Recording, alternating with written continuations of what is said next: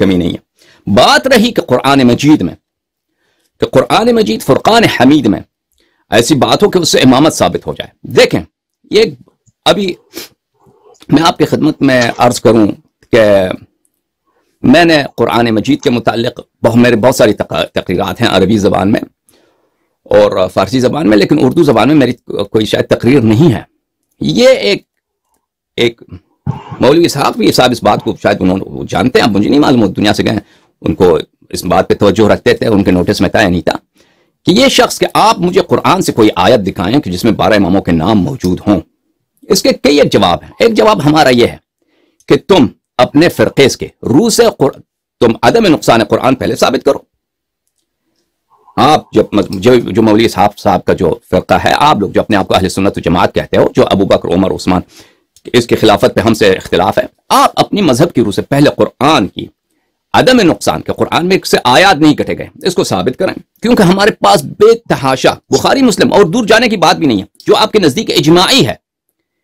اس کے روح سے ہم ثابت کریں گے آپ کے لیے کہ قرآن بہت ناقص ہے آپ کے مذہب کی روح سے۔ اور یہ بھی نہیں کہ گڑبڑ کر کے، یہ بھی نہیں کہ ہم یہ مثلا یہ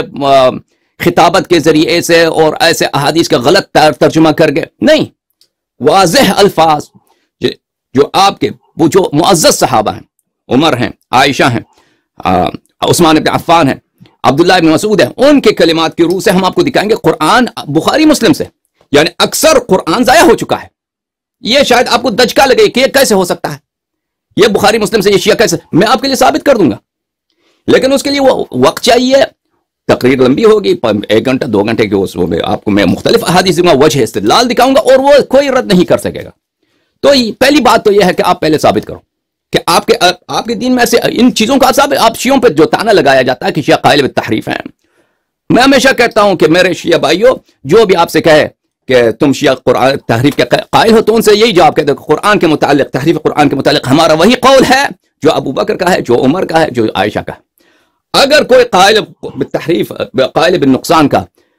قول یہ باعث کفر ہے تو تم خود پہلے ان کا جواب دے دو۔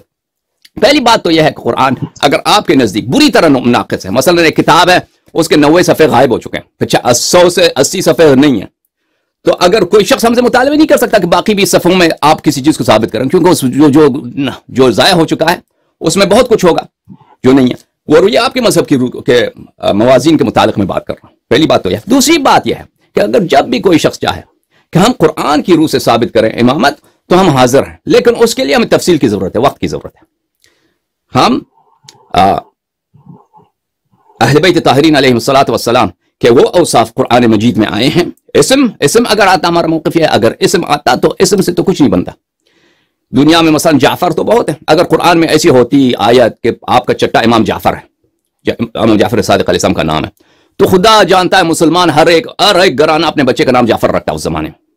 آج تک رکھتے، اور کتنے لوگ ادعا کرتے ہیں کہ یہ جعفر وہی جعفر ہے، یہ جعفر وہی جعفر ہے جس کا قرآن میں آیت موجود ہے کہ آپ کا امام ہوگا۔ کسی نبی کریم صلی اللہ علیہ وسلم کی حدیث لا نبی بعدی، ایک شخص آیا اس نے کہا میرا نام لا ہے، لا نبی بعدی، اس نے کہا میرا نام لا ہے تاکہ وہ اپنی نبوت ثابت، اگر اس طرح نام سے اوصاف وہ قرآن مجید نے بتایا، انما یرید اللہ لیذھب عنکم الرجس اہل البیت ویطہرکم تطہیرا، ان آیات کی روح سے، آیے اولو الامر کی روح سے ہم انشاءاللہ تبارک و تعالی، آیے اعطاء خاتم کہ رکوع میں انہوں نے انگوٹھی دیا، اس کے روح سے ہم ثابت کریں گے کہ قرآن کی روح سے اہل بیت طاہرین علیہم الصلوۃ والسلام کی امامت ثابت ہے، لیکن اس کے لیے وقت کی ضرورت ہے۔ اگر کبھی آپ چاہیں تو ہم اس موضوع پہ تقریر کر سکتے ہیں اور آپ کو دکھا سکتے ہیں۔ بہرحال ہم آپ کی خدمت میں حاضر ہیں اگر آپ ادامہ دینا چاہیں بھائی صاحب۔